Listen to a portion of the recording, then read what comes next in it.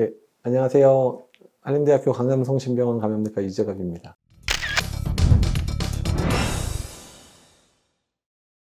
예, 오늘은 이제 그 질병관리청의 이제 올해 예산 관련돼 있어서 제가 전체를 알지는 못하고요. 전반적으로 좀 아쉬운 부분들 중심으로 말씀을 드릴 건데요. 이제 코로나19 때 질병관리청 돈을 많이 쓰긴 했죠. 코로나19 팬데믹 대응 때문에 인력도 많이 충원이 됐고, 사실 질병관리청 자체로도 승격이 됐죠. 그리고 질병관리청이 워낙에 이제 가장 큰 예산을 쓰고 있는 게 예방접종 관련 사업 때문에 돈을 제일 많이 쓰고 있거든요. 왜냐면 국가 필수 예방접종이라 그래서 이제 영유아 예방접종 다 국가 필수 예방접종에 들어가 있는 게 상당히 많잖아요. 그다음에 노인 필수 예방접종에 해당되는 부분들이 이제 코로나19, 그다음에 인플루엔자, 폐렴구균 백신 이런 부분 때문에 이제 백신 예산이 이제 되게 많이 드는데, 우리나라도 특히나 이제 국가 필수 예방접종은 세금으로만 국가 예산, 질병관리청 예산으로만 접종을 하고 있고요. 건강보험 예산에서는 돈을 끌어다 쓰지는 않습니다. 그러다 보니까 질병관리청이 좀 예산이 경직되는 이유 중에 하나가 경상비로 백신 구매 비용, 또 접종에 필요한 재반 비용들은 딱 정해져 있고 그 예산 외에 나머지 예산들을 짜게 되는데, 이 예산이 너무 크다 보니까 기재부에서 바라볼 때 얘네 예산 되게 많이 쓰는 부서처럼 돼버린 거죠. 왜냐면 제가 알기로 예방접종 예산이 1조가 넘거든요. 이제 그런 데다가 이제 나머지 질병관리청 자체 활동하거나 인건비 이런 거 합친 예산들은 오히려 예방접종 예산보다 더 적어요.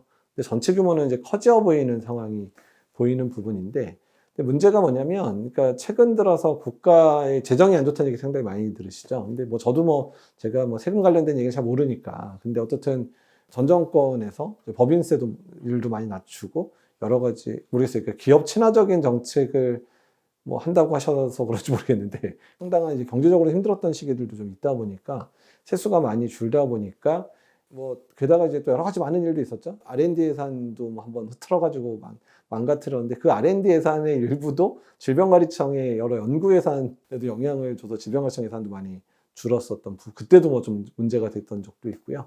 근데 어쨌든 하여간 이제 코로나19 끝나면서 엔데믹 되면서 전반적으로 이제 예산 조정 작업들이 있는데, 거기에 세수가 줄어드는 상황이 되다 보니까, 특히 새로운 감염병이 유행을 하거나 이런 상황이 아니니까 언제나 그렇잖아요. 그러니까 뭔가 대비를 해야 되는 예산들은 막상 지금 당장에 눈앞에 보이는 문제가 생기면 거기에 먼저 예산을 투여하려고 하는 상황들이 돼버리니까, 그러니까 이제 뭔가 대비해야 되는 예산들, 뭔가 이제 감염병과 관련된 예산들이 그냥 조금씩 축소가 계속 되고 있었는데, 이제 저희가 이제 정권이 바뀌고 나서 워낙에 이제 민주당 정권 같은 경우에 워낙에 코로나19를 겪었었기도 했고, 또 감염병이나 이런 이런 부분에 좀 그래도 다른 정권보다는 민감하게 반응을 해서 이제 내년도 예산이 있으면 상당히 나아지지 않을까 이렇게 예상을 했는데, 줄지 않은 것만으로도 다행으로 생각해야 되는 건지, 그러니까 좀 줄었어서 좀 다시 확대를 했어야 되는 예산들이 확대는 안 되고, 일부 좀 중요한 사업들이라든지 이런 부분들이 좀 예산이 깎였거나 좀 증액이 됐어야 되는데 안 된 부분들이 상당히 있습니다. 오늘 그 중에서는 이제 예방접종 관련돼 있는 예산들이 좀 많이 안타까워서 말씀을 드리는데요. 워낙에 이제 사춘기 아이들에 해당되는 연령이죠. 10살, 11살, 12살, 11살인 걸로 알고 있는데, 11살의 여자아이들한테 HPV라 그래서 예전에 자궁경부암 백신으로 알려져 있는데, 공식 명칭은 HPV 예방 백신입니다. HPV는 사람 유두종 바이러스 백신. 저 맨날 한글로 바꿀 때 우리 헷갈리는데, 사람 유두종 바이러스 백신인데, 이거는 이제 여성에서는 자궁경부암을 촉진시키는 바이러스로 알려져 있고요. 남자에서도 마찬가지로 항문암이라든지 성기암을 유발할 수 있는 것도 돼 있고, 최근에 이제 좀 많이 알려진 사실들은 두경부암, 그러니까 이 바이러스에 감염돼 있는 사람, 특히나 거기에 흡연까지 같이 하는 사람에 있어서 두경부암의 빈도가 올라가더라. 그러니까 흡연하고 이런 부분에 있어서 남자들이 이제 좀 더 많이 영향을 좀 많이 받다 보니까, 그래서 남성에서의 후두암과 관련돼 있는 부분들이 이제 이 바이러스랑 연관돼 있다, 이런 얘기들이 나오고 있거든요. 그래서 예전에는 이제 여성에서의 자궁경부암에 대한 예방 중심으로 캠페인이 벌어졌기 때문에 우리나라에서 여아 중심의 예방접종이 이루어지고 있었는데, 전 세계적으로 남성에서의 후두암하고 또 남성에서의 특히 이제 생식기 사마귀 같은 경우는 여성, 남성 다 걸릴 수 있기는 있는데, 이제 그런 부분들, 또한 여성과 남성이 동시에 맞아서 전체적인 접종률을 올리면 HPV에 대해서 양성에서의 그 감염이 줄다 보니까 양쪽에서 약간 집단 면역 형태로 나타나면서 전반적으로 이런 이제 암을 예방하는 효과나 이런 거 좀 더 나아지더라는 보고들이 있으면서 뭐 영국이라든지 미국이라든지 유럽의 대부분의 국가들이 현재 여와 남아한테 동등하게 예방접종을 해주는 전략으로 이미 거의 다 바뀌었고요. 유럽 암에 대해서 정책을 결정하는 그런 단체가 있는데요. 제가 이름이 좀 갑자기 생각이 안 나네.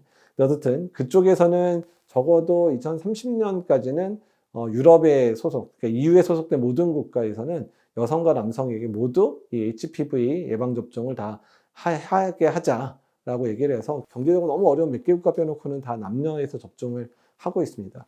게다가 이 HPV 백신 같은 경우에 초기에 이가사카라는 얘기는 그 안에 있는 이제 바이러스의 개수가 2개, 4개란 뜻인데 이제 최근에 암을 일으키는 그 바이러스의 종류들이 좀 더 많아지고 있고 또 많이 커버를 하고 싶어서 이제 최근에 그래서 이가사카가 메인이었다가 현재 국가가 메인으로 이제 맞춰져 있는 상황입니다. 그래서 대부분의 국가들이 이제 사가 접종은 대부분 중단하고 국가로 업그레이드해서 접종을 시작을 했거든요.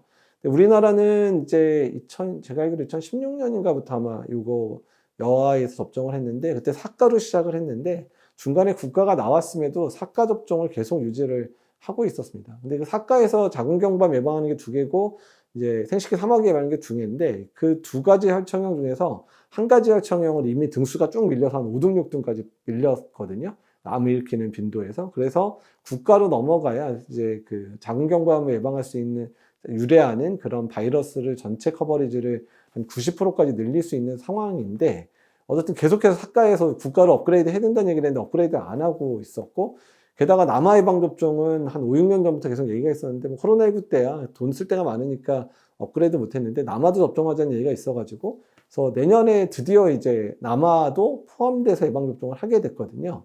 근데 문제는 예산을 기재부가 늘리다 말아가지고 그냥 기존의 사가를 남아하고 여아한테 맞는 거로 그냥 예산을 한 거예요.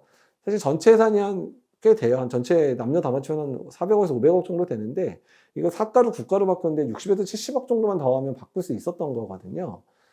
근데 이거를 굳이 좀 올드 버전인 거죠. 그리고 좀 암 예방 효과 중에서 커버리지도 지금 많이 떨어지는 상황인데 그거를 사가를 굳이 남겨놓고 그냥 남자는 또 이제 정치적인 이유이기도 한데 남아 접종에 대해서는 몇 년 전부터 계속 하겠다고 약속을 했다고 못하고 있었어가지고 그 남자한테까지 확대했는데 사가는 그대로 맞추는 좀 황당한 상황을 유발했거든요. 이게 기재부에서 예산을 그 6, 70억 더 필요하다는 걸 안 받아들여져서 예산이 지방의료청에서 이렇게 예산을 국가로 바꾸는 올렸는데 안 돼가지고 사가로 왔는데 심지어는 이제 국회에서 논의하는 과정 가운데서 보건복지위원회에서 이걸 국가로 올릴 수 있게 예산이 증액된 상태에서 이제 이게 예결산위원회로 넘어갔어요. 근데 예결산위원회에서 합의하는 과정 중에서 짜잘한 것들을 그냥 그대로 두자고 그냥 하면서 이게 다시 그냥 예산이 잘린 상태로 넘어가서 내년에 사가로 예방접종을 하게 됐거든요. 이게 그래서 좀 어이도 없고 어처구니도 없는 상황이어가지고 그래서 지금 선진국가에 해당되는 국가 중에서 지금 사가 예방 접종하는 건 우리나라밖에 없거든요.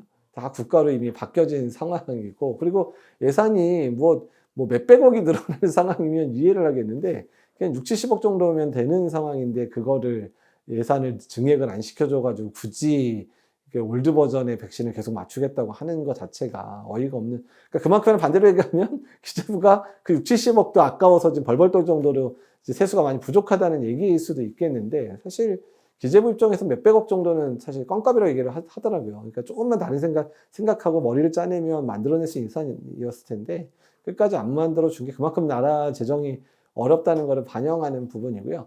이런 얘기가 너무 좀 허다한데 지금 이제 인플루엔자 예방접종 같은 경우도 전 세계적으로 이제 고면역성 예방접종을 65세 이상에 뭐 우선 접종해라. 그리고 혹시 백신 부족하면 그때야 이제 지금 우리나라가 저희는 표준 용량 맞아라 정도로 이제 권장을 하고 있거든요. 그러면 만약에 예산을 조금 더 투여하면 고면역성 백신을 쓰는데 못 맞춰주는데 정 안 되면 그래서 전문가들이 뭐라고 얘기하냐면 그러면 더 연령 많은 분들 위험하니까 뭐 85세 이상, 뭐 80세 이상부터 이제 고면역성 맞추고 점진적으로 연령 낮추는 방식으로 해라 했더니 전혀 반영 안 되고 그냥 올해도 그냥 그리고 내년도 그냥 표준 용량 백신으로 접종하고 연령만 조금 확대하는 거로만 좀 결정이 된 상황입니다. 그래서 이 부분도 있고 폐렴구균 백신 같은 경우는 현재 단백결합 백신이라 그래서 이제 예방 효과를 증진시키고 폐렴 자체에 대한 예방 효과, 또한 침습성 폐렴구균에 대한 예방 효과까지 충분히 예방이 되는 백신들이 요새 경쟁이 붙어서 뭐 20가, 20일가? 그러니까 이제 그 폐렴구균도 종류가 100개 정도 되는데 그 중에서 20개 커버하는 거, 21개 커버하는 거 이런 게 이제 순차적으로 이제 우리나라 허가를 받아서 나왔거든요. 근데 지금 우리나라에서 맞춰주고 있는 80년대에 출시되어 있는 다당질 백신을 맞춰주고 있는데 이 백신 같은 경우에는 이런 단백결합 백신에 비해 효과가 상당히 떨어지더라. 그래서 뭐 아예 예방효과가 없는 거는 아니지만 기존에 이미 좋은 백신들이 나와 있는데도 불구하고 이제 가격차가 나다 보니까 아직도 지금 65세 이상에서 지금 폐렴구균 백신을 단백결합 백신으로 못 바꾸고 있거든요. 근데 올해 이제 20가 단백결합 백신으로 변경하려고 예산 신청했는데 그냥 뭐 이런 지하에 거절당해가지고 아예 이거는 뭐 언급도 안 되고 그냥 넘어간 상황입니다. 그래서 뭐 그 외에 뭐 대상포진 백신 같은 경우는 아예 뭐 너무 비싸니까 꿈에도 못 꾸는 상황들이 되고 있어서 그러니까 이게 그래서 저희가 이제 뭐 이런 개선 방법들에 대해서 이것저것 고민을 많이 하면서 그 정부가 돈이 없어가지고 못 맞춰주면 아예 바우처 형태로 만약에 뭐 백신 접종료 10만 원 들면 한 3, 4만 원은 정부가 되고 나머지는 본인 돈 내서 맞추라고 하든지 아니면 연령을 좀 끊어가지고 좀 더 연세 많으셔서 위험하신 분들한테는 좀 먼저 맞춰주고 뭐 이렇게 한다든지 이런 식으로 하면 되는데 전혀 뭐 그런 건 고려도 안 하고 우리나라 분들이 접종할 때 누구는 맞춰도 안 맞춰주고 뭐 누구는 더 돈 추가로 돈 많으면 내서 맞고 누구는 뭐 이렇게 돼버리면 또 그거에 대한 이제 민원 요소들도 많고 이러니까 아예 그런 좀 이렇게 자기네가 돈 없어서 이제 구차하게라도 선택할 수 있는 방법들을 많이 얘기를 함에도 불구하고 그런 것도 동원조차도 안 하고 있거든요. 그래서 상당히 아쉬운 상태로 지금 이런 얘기가 벌써 한 7, 8년 전부터 계속 나오고 있는데 계속 안 바뀌는 상태고 예산 증액이 안 돼가지고 계속 이런 상황이라서 좀 정부 차원에서 이런 예방접종과 관련된 부분에 있어서 좀 더 민감하게 반응할 수 있으면 좋겠다. 그리고 이게 이제 이런 백신을 바꿨을 때 좋은 게 이미 비용 예방 효과가 나와 있는 거라 백신에 투자해서 백신 열심히 접종을 하게 되면 추후에 이 감염병의 발병을 덜 하게 되는 게 실제로 보험 재정을 세이브 시킬 수 있게 된다라는 연구 결과가 이미 나와 있는 백신들이거든요.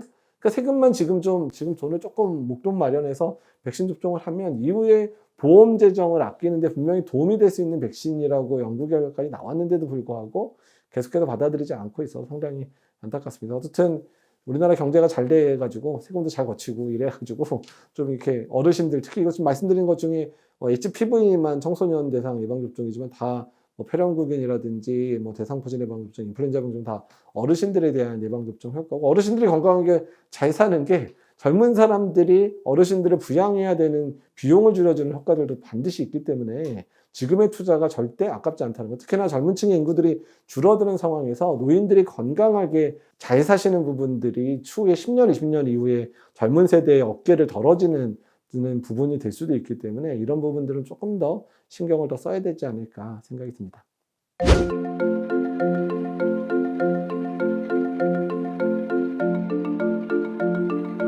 그러니까 이제 우리나라 예산 시스템이요. 일단 이제 그 기재부에서 각 부서와 협의를 해서 이제 초기 예산을 짜고요.